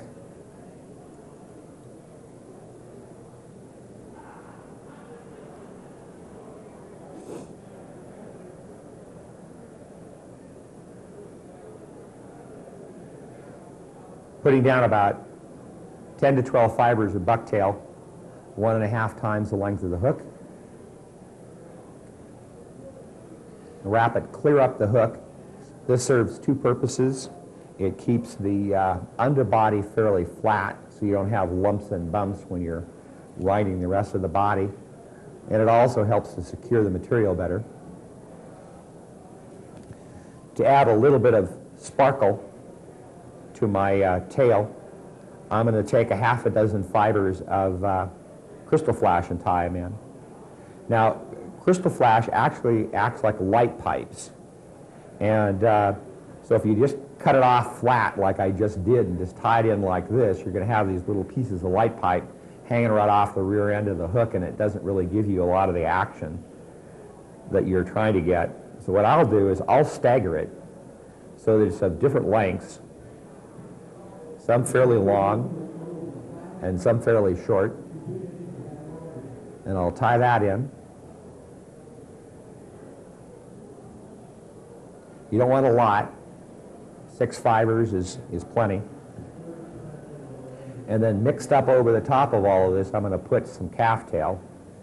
And calf tail, you'll find it'll take a set a lot of times. If you look at some of these pieces, you'll see they're actually very kinky. Don't worry about it. Once it gets wet and soaks up water, it'll go straight. If you're tying this as a museum piece for a shadow box or as a part of a commercial order, you might want to select out good, straight calf tail fibers. You want to take a fairly good-sized chunk of this. Again, you're going to strip out the small stuff on the butt, just leaving the longer fibers. But I've got a good-sized gob of this. And the reason for that is that it will, when it gets wet, believe it or not, calf tail thins down a lot, just about like marabou. I just broke my thread, which is no big trouble.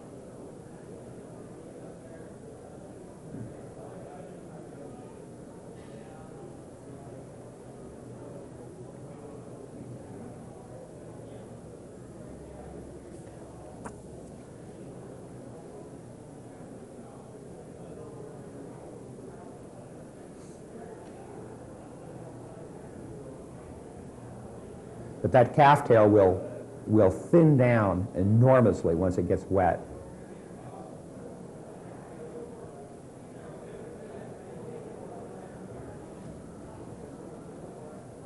Now I'm going to select out some fairly long, hard, glassy looking saddle hackle.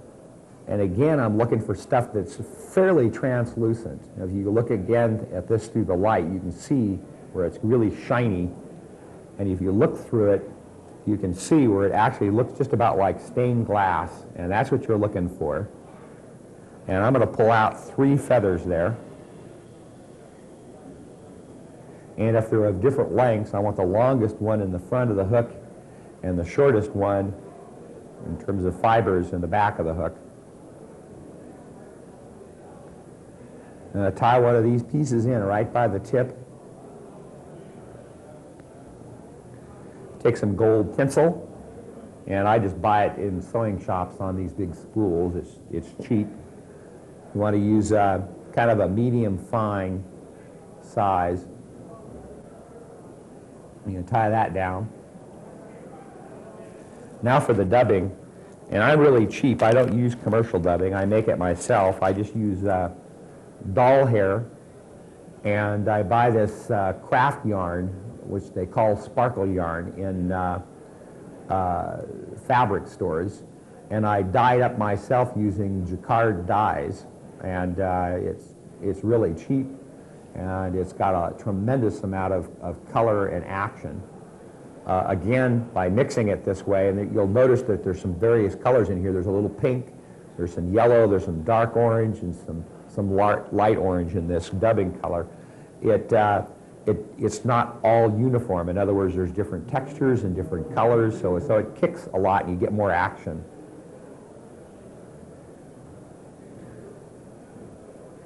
Now I'm going to dub about 1/3 of the way up the hook here.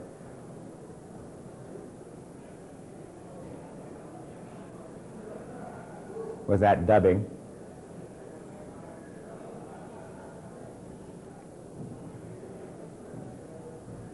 And I'm going to fold my feather over right as I'm winding it on the hook.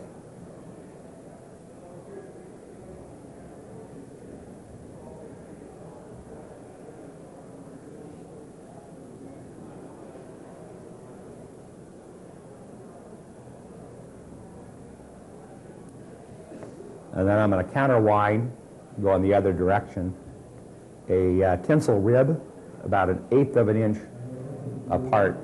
I should probably mention that this is a 2/0 hook, which may seem large, but it's actually the size that I use even in fairly small rivers like the Mackenzie. And I've used this thing on Atlantic salmon and steelhead, and I found that the larger size hook seems to work best for me. Next, I'm going to take a golden pheasant skin. This is the skin. They're not expensive. I buy the full skins with the tippet and everything. And I'm going to pull some of the more square-shaped breast feathers out, and I'm going to tie down. I'm going to select ones that have fairly even tips. Like here's one that's got a broken tip that you'll just discard. You can see this. I'm looking for ones that are fairly square and aren't broken up. And I'm going to take 2 or 3 of those.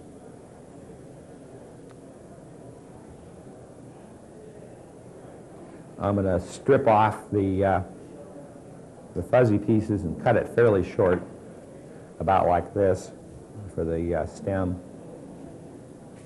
And I'm going to put that right on top of the hook, and I'm going to tie that down. Now you'll notice I'm actually up onto where the feathers are, and that's done on purpose, where the feather fibers are, is that it tends to help that feather to lay flat.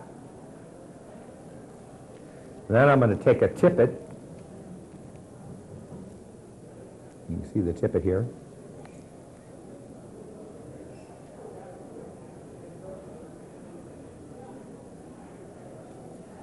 And I'm going to take that tippet and I'm going to strip off fibers until I get it down to a length that's going to be slightly longer than the heel of the hook. I'm going to clip that middle out of that. I'm going to cut it flat, and then I'm going to tie it down.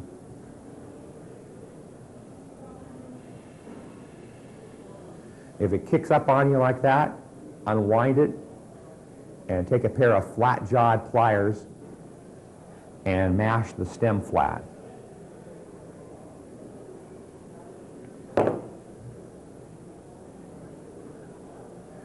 It's very important that these feathers lay flat. If they don't, you'll find that it's going to corkscrew through the water on you, and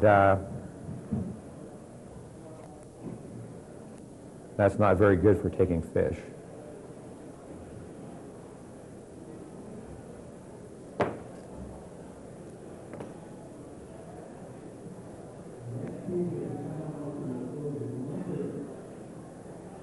Again, I'm actually up onto where the fibers are coming off the stem, not on bare stem. Helps everything to lay nice and flat in a nice, neat plane.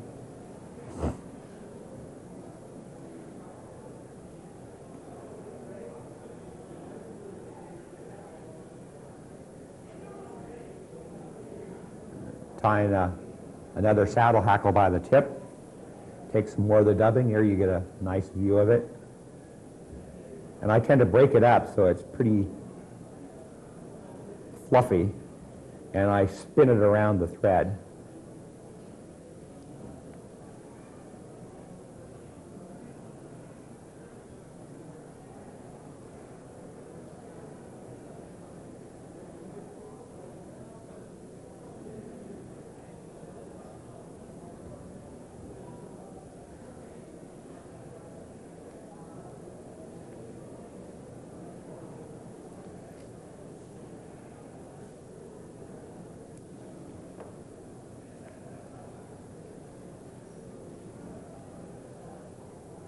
Now that rib, you'll notice I'm holding it at kind of the same angle away from the hook and about the same distance. And the reason I do that is that it actually makes that ribbing go on literally automatically. You'll end up with a perfectly spaced rib. I don't know if you can see this very well on the camera, but it works real easy. You can use the same thing on spay flies or shrimps or general practitioners or woolly buggers or anything.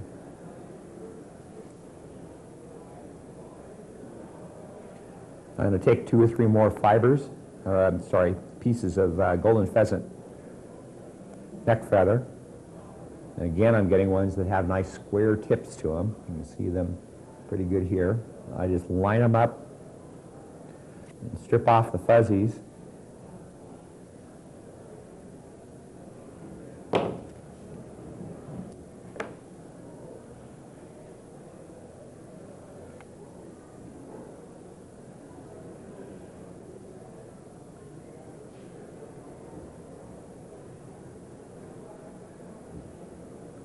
Now it's tied down easily. I'll wet some of the fibers a little bit just to kind of help kick them into place.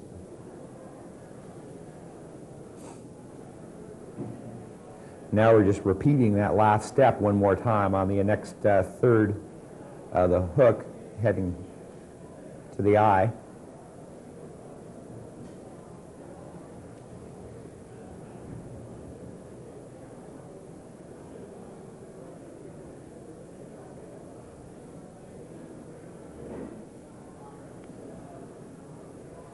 If you want to, you can even pick out this body material and make it a little bit more fuzzy. I'll actually do that on some of the gigantic versions of this thing. I'm talking like 4/0 that I'll fish in the winter.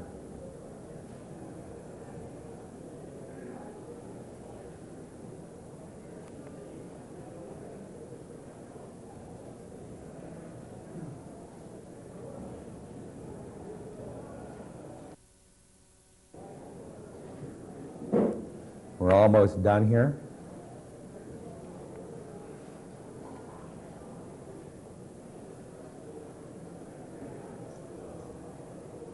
Okay.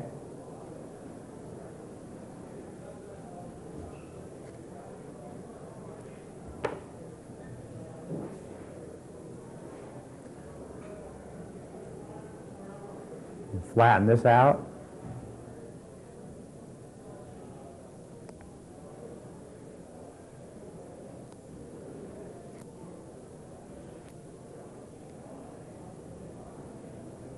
Make 3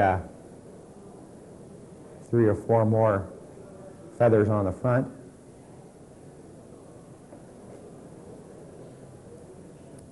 And cut it.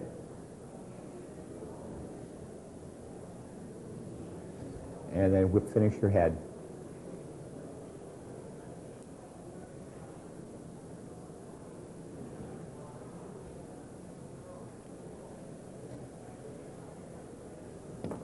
There you have a general practitioner.